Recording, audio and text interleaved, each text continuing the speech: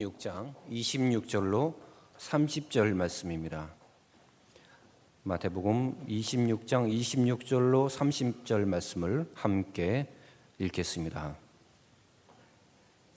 그들이 먹을 때에 예수께서 떡을 가지사 축복하시고 떼어 제자들에게 주시며 이르시되 받아서 먹으라, 이것은 내 몸이니라 하시고, 또 잔을 가지사 감사 기도하시고 그들에게 주시며 이르시되 너희가 다 이것을 마시라, 이것은 죄의 사함을 얻게 하려고 많은 사람을 위하여 흘린 바 나의 피 곧 언약의 피니라.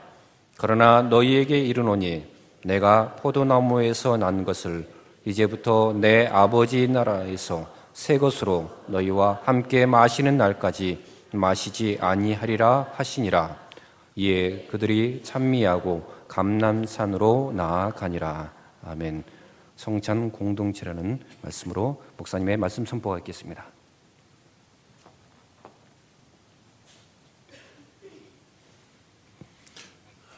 오늘 우리 교회에서 가을 성찬식을 갖습니다.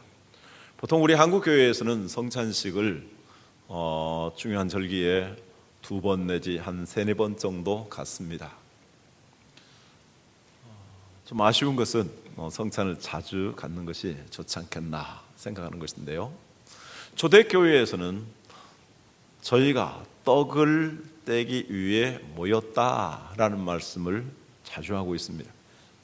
사도행전에서 성도들이 모이는 중요한 목적 중에 하나가 이게 떡을 떼기 위해서, 성찬의 떡을 떼기 위해서 모였다라고 말씀하고 있습니다. 그것은 교회가 예수 그리스도의 몸으로서 아주 중요한 성찬 공동체의 의미를 가지고 있기 때문입니다. 예수님이 교회를 가리켜서 주님의 몸이라 그랬습니다. 떡을 떼어 주시면서 이것은 너희를 위해서 상하는 나의 몸이다 라고 말씀하고 있습니다. 따라서 성찬에 참여하는 것은 주님의 몸된 교회가 어떠한 것인가를 잘 드러내는 것이라고 할 수 있습니다. 좀 어려운 말로 교회의 정체성을 잘 나타내는 것이 바로 성찬이라는 말씀입니다. 교회는 예수님의 몸으로서 어떠한 공동체가 되어야 되는가, 나는 어떠한 그리스도인이 되어야 되는가. 여기 마태복음 26장 28절에 보면 26절에 중요한 4가지의 단어가 등장합니다. 예수님이 떡을 가지사, take 또는 took이라고 말합니다. 그리고 축사하셨다, blessed, 축복하셨다라고 말씀합니다. 3번째는 떼었다, broke, 그리고 4번째는 주셨다, gave, 이렇게 말씀하고 있습니다. 이 4가지의 말씀이 성찬의 중요한 의미를 우리에게 가르쳐주고 있고, 교회가 어떠한 공동체가 되어야 되는가를 잘 설명해 주고 있습니다. 첫째, 우리는 선택받은 자라는 것입니다. 자, 우리가 이렇게 성찬을 하게 됩니다. 여기에 떡이 있죠. 이 떡은 물론 이스라엘에서는 빵이었습니다. 여러 가지의 밀 또는 보리가 있을 것이고, 또 그렇게 해서 만든 여러 가지 빵이 있는데 그 중에서 이렇게 선택된 것은 특별한 것이고 또 구별된 것이고 아주 귀중하고 존귀한 것이 된 것입니다. 우리 교회에서는 예수님께서 사용하셨던 것과 같이 식빵을 사용하게 됩니다. 달콤한 카스테라와 같은 그런 것이 아니고 그냥 질감이 있는 그러한 식빵입니다. 그리고 포도즙은 우리 교회당에서 이번에 포도 열매를 맺었는데 그걸로 담아가지고 아주 자연스럽게 된 이러한 포도즙입니다. 그래서 우리 교회 동산에 심겨진 포도가 참 귀한 것이고, 또 많은 밀알들이 있고 많은 보리알들이 있지만 그 가운데서도 이렇게 성찬에 쓰임받은 것은 아주 구별된 존귀한 것이 되는 것입니다. 성경은 우리에게 이렇게 말씀하고 있습니다. 하나님께서 예수 그리스도를 통해서 우리를 구원해 주실 것을 창세 전에 계획하셨다라고 말씀합니다. 하나님께서 예수 그리스도를 이 땅에 보내어 주시기로 말씀하셨고, 또 하나님께서 예수 그리스도 안에서 우리를 선택하셨다라고 말씀합니다. 에베소 1장 4절 다 같이 들어가겠습니다. 곧 창세 전에 그리스도 안에서 우리를 택하사 우리로 사랑 안에서 그 앞에 거룩하고 흠이 없게 하시려고. 여기 우리를 하나님이 선택하셨는데 그것은 우리를 사랑하셨기 때문이다라고 말씀하고, 이것은 하나님께서 우리에게 베풀어 주시는, 거저 주시는 은혜라고 말씀합니다. 이 세상에 수많은 사람들이 있습니다만 그 수많은 사람들 가운데서 하나님 우리를 선택하시고 우리를 불러주시고 우리로 거룩하게 해서 하나님의 자녀가 되도록 이렇게 구원해 주신 것은 큰 은혜입니다. 구원받지 아니한 사람들은 이게 그냥 식빵이고 포도즙이지 무슨 영적인 의미가 있겠습니까? 그러나 구원받은 사람들은 이 떡과 그리고 잔을 나누면서 예수 그리스도를 기억하고 기념하게 되는 것입니다. 우리는 이렇게 성찬의 참여함으로 말미암아 하나님의 사랑을 받은 자가 되었고 이제 하나님의 자녀가 되었습니다. 예수님께서 우리를 구원하여 주시는 그 사역을 시작하시면서 요단강에서 세례를 받으셨습니다. 그때 하늘에서 소리가 들렸습니다. 마태복음 3장 17절 말씀입니다. 이는 내 사랑하는 아들이요 내 기뻐하는 자라. 하나님의 아들로 오신 예수 그리스도에 대해서 하나님은 내 사랑하는 자여 내 기뻐하는 자라고 말씀합니다. 우리는 예수 그리스도 안에서 하나님의 자녀가 되었습니다. 그렇다면 하나님께서 우리를 자녀 삼으셨기 때문에 하나님 우리를 영원토록 사랑하시고 하나님은 우리를 보시며 기뻐하시는 것입니다. 할렐루야. 그런데 사탄은 정반대입니다. 사탄이 하는 가장 파괴적인 일은 우리의 자아상과 우리의 자존감을 파괴하는 것입니다. 사탄은 이렇게 말합니다. 나는 이 세상에 별로 쓸모없는 존재야.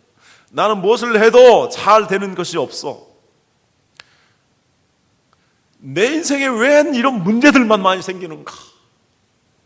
이렇게 하면서 내 자신의 자아상을 깨트리고 내 자신이 정말 존귀하다라는 것을 깨트리는 것이 바로 사탄입니다. 이런 사탄의 음성을 들은 사람들은 좌절하게 됩니다. 그리고 심지어는 자기 목숨을 내던지기까지 합니다. 지난 주간에 여학생 3명이 아파트에서 동시에 떨어져서 죽었습니다. 사탄이 정말 인간의 자아상을 파괴하고 인간의 자존감을 말살시키는 것입니다. 만약 여러분들 가운데서 내 자신에 대해서, 내 인생에 대해서 그렇게 생각하신다면, 나는 정말 되는 것이 없고, 그리고 나는 희망이 없고, 그리고 나는 외롭고, 이러한 생각을 가지게 된다면 이것은 사탄이 주는 마음인 줄 아시길 바랍니다. 하나님 우리를 그렇게 하지 않습니다. 하나님 우리를 참으로 사랑하십니다. 우리를 기대하십니다. 그래서 우리를 기뻐하십니다. 조시 맥돌이라는 사람이 있습니다. 그는 학원을 순회하면서 선교 활동을 하는 사람인데, 그가 어느 날 비행기를 타게 되었습니다. 여승무원이 꽃을 이렇게 가지고 싱글벙글 하면서 좋아합니다. 그래서 물었습니다. 승무원님, 그 꽃을 누가 주셨나요? 애인에게 받으셨습니까? 아닌데요. 그러자 측은하게 생각되었습니다. 그 아리따운 승무원이 젊은 나이에 애인도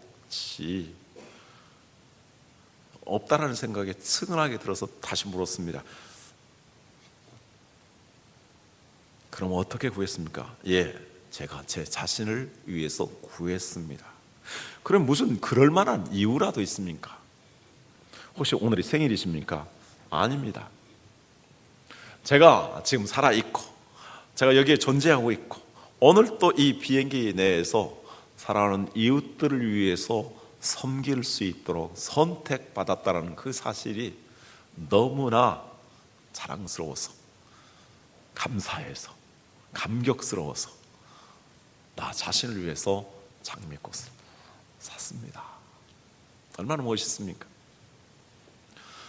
우리 사랑하는 성도님들, 예수 그리스도로 말미암아서 선택받은 우리들입니다.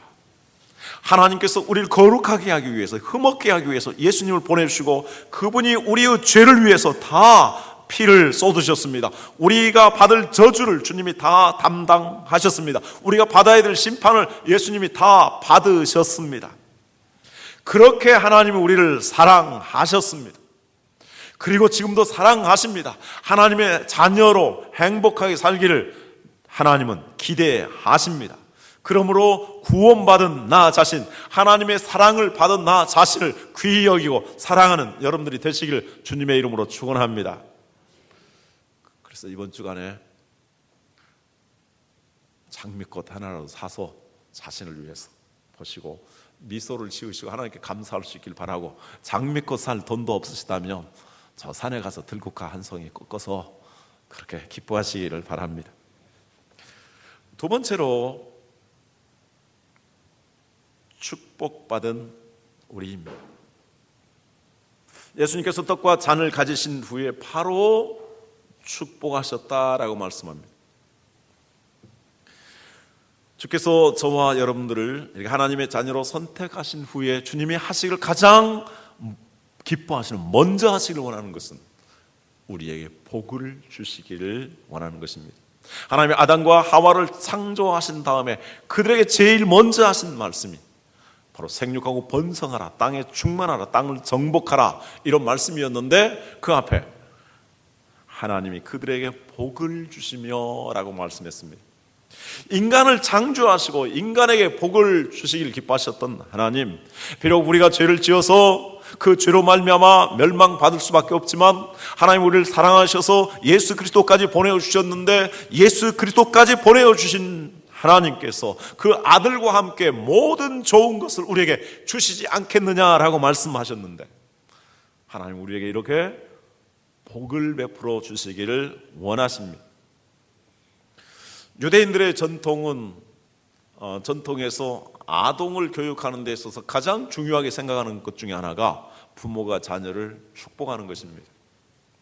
아이가 태어났을 때 그 어머니와 아이를 위해서 촛불을 켜놓고 축복합니다. 그리고 그 아이가 생일을 들었을 때 그 생일의 절정은 바로 아버지가, 어머니가 그에게 축복의 편지를 써서 주는 것입니다. 그리고 미스바라는 성인식이 있는데 그 성인식의 절정에 랍비가 오게 되고 부모님 오게 되고 여러 이웃이나 친척들을 모셔서 함께 축하 파티를 여는 것입니다. 보면 아이가 학교에 입학할 때도 축복하고, 여행을 떠날 때 축복하고, 군대에 들어갈 때에도 눈물 흘리는 것이 아니라 너는 장하다, 하나님이 너와 함께 하신다, God bless you 하면서 축복하는 것입니다. 유대인들은 God bless you 않겠죠. 마지막 부모가 자녀의 곁을 떠날 때에도 하나님의 이름으로 마음껏 축복하고 떠납니다. 성경에서 가장 감동적인 장면 중에 하나는 야곱이 이제 늙어서 기운이 지나여 죽기 전에 지팡이 머리에 의지하여 요셉과 그 아들들에게 축복하고 죽었다라고 말하고 있습니다. 정말 이제 기운이 지나고 옛날에 넓적다리 뼈가 끊어졌기 때문에 지팡이를 짚고 다녔을 텐데 그 지팡이를 붙잡고 그 자녀들에게, 손자들에게 축복하는 모습이 얼마나 아름다운 모습입니까? 이렇게 우리 인간은 축복받기 위해서 태어난 사람입니다. 자, 첫 번째 말씀드린 것은 하나님께 우리를 사랑하셨기 때문에 우리는 사랑받기 위해 태어난 사람입니다. 여기에 모인 우리 주의 축복 받은 자녀라. 가사가 맞는지 모르겠습니다만, 그리고 이게 있죠. 당신은 사랑받기 위해 태어난 사람. 그런데 또 이런 찬송이 있습니다. 당신은 하나님의 언약 안에 있는 축복의 통로. 당신을 향하여서 당신을 통하여서 열방이 주께 돌아오리. 당신은 하나님의 언약 안에 있는 축복의 통로. 당신을 통하여서 열방이 주께 예배하게 되리. 우리 옆에 사람들이 인사하도록 하겠습니다. 당신은 사랑받기 위해 태어난 사람입니다. 나이 많은 어르신들한테 막 당신 해도 괜찮아요? 예, 존칭어죠. 성도님은, 권사님은, 장로님은, 형제님은 이렇게 하는 게 더 좋겠습니다. 자, 성도님은 축복받기 위해 태어나신 분입니다. 예, 우리는 이렇게 사랑받기 위해 태어났고 축복받기 위해 태어났고 축복을 받고 누리다가 이제 하나님께 부름받아야 될 사람입니다. 그러나 때로 우리에게 어떤 사람의 인생은 저주받기 위해서 태어난 것처럼 보일 때가 있습니다. 아, 내 인생은 왜 그런가? 라며 한탄하고 원망하고 저주스럽게 생각할 수 있습니다. 그러나 그것은 사탄이 하는 일입니다. 요한복음 10장 10절 같이 읽도록 하겠습니다. 도둑이 오는 것은 도둑질하고 죽이고 멸망시키려는 것뿐이요 내가 온 것은 양으로 생명을 얻게 하고 더 풍성히 얻게 하려는 것이라. 사탄은 우리에게 다가와서 우리에게 하나님 주신 소중한 것들을, 하나님 베풀어 주실 복들까지도 도둑질하고 죽이고, 그래서 우리를 파멸에 이르도록 유혹합니다. 그러므로 우리가 우리 자신에 대해서 원망하고 저주하고 싶을 때, 우리 인생이 저주라고 느낄 때에 우리가 기억해야 될 것이 있습니다. 이것은 바로 사탄이 역사하고 있는 것입니다. 우리는 그 영들을 쫓아내야 합니다. 주 예수 그리스도의 이름으로 명하노니, 나에 대해서 한탄하고 좌절하고 절망하고 그리고 저주하는 모든 악한 영들은 물러갈지어다. 나는 하나님의 사랑받기 위해 태어난 사람이고 하나님이 나를 축복하신다. 내 인생을 축복하신다. 나는 잘된 인생이다. 이렇게 긍정적으로 생각하시길 주님의 이름으로 축원합니다. 그래서 우리는 내 자신을 축복해야 되고, 우리 배우자를 축복해야 되고, 우리 가족들을 축복해야 되고, 믿음의 형제들을 축복해야 되고, 우리 이웃들도 축복할 수 있어야 합니다. 이웃을 파괴하고 저주하는 사탄의 도구가 되지 마시고 축복의 도구가 되길 바랍니다. 예수님의 영은 축복의 영이기 때문입니다. 말로 축복하시고, 기도로 축복하시고, 미소로 축복하시고, 주 예수 그리스도의 이름으로 축복하십시오. 하나님 우리에게 주신 가장 아름다운 언어 중에 하나, 바로 God bless you. 영어 한번 할까요? 옆에 사람들에게 God bless you. 네. 세 번째, 우리는 깨트리는 사람입니다. 성찬의 떡은 선택되어졌습니다. 그리고 축복을 받았는데 축복받은 다음에 이게 떼어졌습니다. 우리나라에서는 주식이 밥 또는 떡이기 때문에 이렇게 떡을 떼었다라고 말하는데, 원래 그 뜻은 빵을 찢었다, 깨트렸다. 그래서 broke the bread 이렇게 영어로는 번역되어 있습니다. 도대체 왜 이 빵이 찢어져야 하는 것이겠습니까? 그것은 나누어 주기 위해서입니다. 많은 사람에게 유익을, 많은 사람들에게 생명을 주기 위해서 이렇게 찢어진 것입니다. 깨트려지지 아니하면 생명이 나올 수가 없습니다. 여러분 기억하십니까? 구약시대에 사사 기드온이 횃불을 항아리 속에 감췄습니다. 그리고 결정적인 때에 그 항아리를 깨트렸습니다. 그랬더니 찬란한 빛이 나오게 되었습니다. 그것은 적군들을 혼비백산하게 하는 빛이었고, 그리고 아군들에게는 희망의 빛, 승리의 빛이었습니다. 항아리가 깨트려져야 이러한 승리의 빛이 나오는 것입니다. 예수님의 죽음을 예비한 마리아가 향유 옥합을 깨트렸습니다. 그랬더니 그 안에서 나드 향이 예수님을 적시고 온 방에 가득하여서 그 향이 진동하게 되었습니다. 옥합이 깨트려졌을 때 향이 나오는 것입니다. 기도원의 항아리가 깨어져야만 했고 마리아의 옥합이 깨어져야만 했다면 우리도 그렇게 깨어져야 합니다. 이 세상에서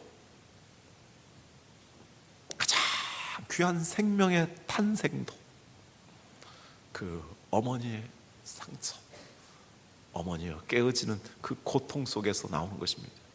그러기에 인간의 생명을 우리는 존중히 여기는 것이고 우리의 자식들을 생명처럼 귀히 여기는 것이 아니겠습니까?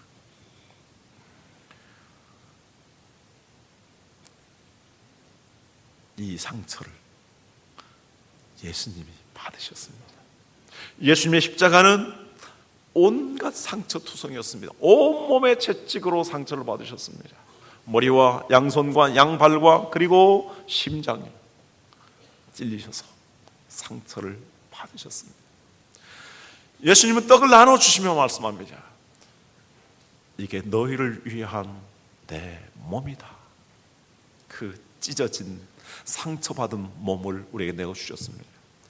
왜 그렇습니까? 우리에게 생명을 주시기 위한 것, 주시기 위해서입니다. 예수님이 십자가를 지시기 전에 이렇게 말씀하셨습니다. 요한복음 12장 24절, 내가 진실로 진실로 너에게 이르노니 한 알의 밀이 땅에 떨어져 죽지 아니하면 한 알 그대로 있고 죽으면 많은 열매를 맺느니라. 예수님이 죽음으로 말미암아서 수많은 생명들을 구원했는데 이제 예수 그리스도를 믿는 사람들은 예수 그리스도의 십자가로 자신을 못 박은 사람들입니다. 그래서 사도 바울은 내가 그리스도와 함께 십자가에 못 박혀 죽었다, 정과 욕심을 십자가에 못 박았다, 이렇게 말하고 있습니다. 우리의 자존심 깨트려졌습니다. 우리의 욕심 깨트려졌습니다. 우리는 상처받은 자입니다. 예수님 우리에게 말씀합니다. 나를 따라오려거든 자기를 부인하고 자기 십자가를 지라. 십자가를 피하지 말기를 바랍니다. 십자가가 없으면 생명의 역사가 없습니다. 십자가가 없으면 면류관이 없습니다. 영광이 없는 것입니다.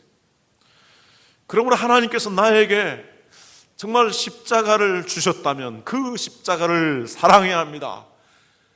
다만 바랄 것은 하나님 십자가를 피하지 않게 하여 주시고 이 십자가를 질 수 있는 힘을 주시옵소서. 내 뜻대로 하지 마옵시고 아버지의 뜻대로 살기를 원하오니 이 십자가를 질 수 있는 힘을 우리에게 주십시오. 예수님은 십자가를 지시기 위해서 기도하셨고 그리고 예수님은 기도하신 다음에 찬미하면서 십자가를 지기 위해서 감난산으로 나가셨습니다. 예수를 믿는다는 것은 십자가를 지지 아니하는 것이 아니라 고난이 없는 삶을 살아가는 것이 아니라 헌신하지 아니하는 그런 삶이 아니라 십자가를 지고 헌신하고 때로는 희생하지만 그것을 믿음으로써 하나님이 주신 힘으로써 극복하는 사람이 믿음의 사람인 것입니다. 네 번째, 우리는 나누어 주는 자입니다. 예수님께서 최후의 만찬을 이렇게 제자들에게 베푸셨습니다. 베푸면서 마지막으로 그 깨어진 떡을 제자들에게 나누어 주셨습니다. 단순하게 빵을 나눠 주신 것이 아닙니다. 이것은 너희를 위한 나의 살, 곧 내 몸이다 라고 말씀합니다. 예수님의 존재 전체를 내어 주신 것입니다. 그러므로 우리가 성찬에 참여하게 된다는 것은 예수님께서 나를 위해서 온 몸을 그리고 온 생명을 내어 주셨다라는 것을 받아들이고 기념하는 것입니다. 요한복음 6장 53절에 이렇게 말씀합니다. 예수께서 이르시되 내가 진실로 진실로 너에게 이르노니 인자의 살을 먹지 아니하고 인자의 피를 마시지 아니하면 너희 속에 생명이 없느니라. 이제 우리가 성찬에 참여함으로 말미암아 예수 그리스도의 생명이 우리 안에 역사하게 되는 것입니다. 이 예수 그리스도의 생명을 받은 사람은 어떻게 살아야 됩니까? 나누어 주는 삶을 살아야 됩니다.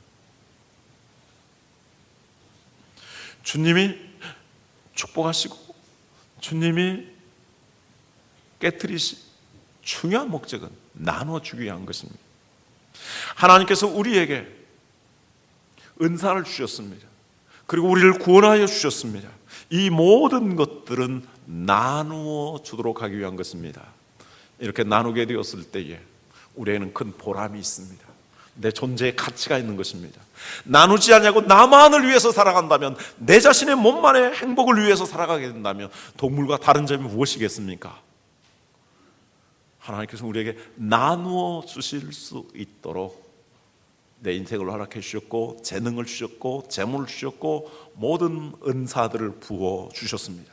이렇게 나눔으로 말미암아 교회가 풍성해지게 됩니다. 나눔으로 말미암아 하나님 기뻐하십니다. 나눔으로 말미암아 하나님 나라에 상이 있는 것입니다. 그래서 미국 같은 데서는 성찬식을 할 때 이 빵을 주면서 이렇게 말합니다. 이 빵은 예수님의 몸을 기념하는 것입니다. 이 빵을 드리니 드십시오. 그리고 다른 사람에게 나누어 주는 삶을 사십시오. 이렇게 말합니다. 나눔이야말로 구원받은 그리스도인들의 삶의 존재 양식이 되어야 합니다. 나누어 준다는 것이 얼마나 아름다운 일입니까? 이런 유머를 아십니까? 사랑을 나누며 사는 사람들은 금메달을 받은 사람이고, 사랑을 받으며 사는 사람들은 은메달을 받은 사람이고, 사랑을 기다리며 사는 사람들은 동메달을 받은 사람들이고, 사랑을 잊어버린 또는 잃어버린 사람은 목메달을 받은 사람이다. 목메달. 사랑 없이 살아가는 인생은 인생으로서의 존귀와 영광이 없다라는 것입니다. 우리 그리스도인들은 나누어 주기 위해서 부름을 받은 사람들입니다. 만약 우리가 나누는 일을 게을리했을 때 사탄이 역사합니다. 그래서 우리의 가진 것들도 강제적으로 빼앗아가는 것입니다. 저 러시아의 기독교인들이 90%가 넘었습니다. 그러나 기독교인들 가운데 대다수의 사람들이 나누어 주는 삶을 살지 않았습니다. 그래서 거기에 혁명이 일어났고 공산주의가 교회를 다 공격하고 파괴했습니다. 나누지 아니할 때 사탄이 다 빼앗아가는 것입니다. 그러므로 우리는 나누는 삶을 살아야 됩니다. 물질만이 아니라 미소를, 관심을, 격려를, 그리고 부담이 없는 선물을 우리가 나눌 수 있기를 바랍니다.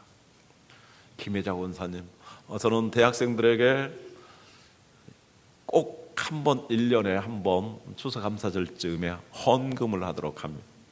근데 그 헌금을 할 때는 그 국제기아대책기구라든지 선명이라든지 이런 데서 저 아프리카 등지에 어려운 사람을 돕는 것을 보여주는데, 그때 많이 나타나시는 분이 바로 김혜자 권사님이십니다. 탤런트시죠.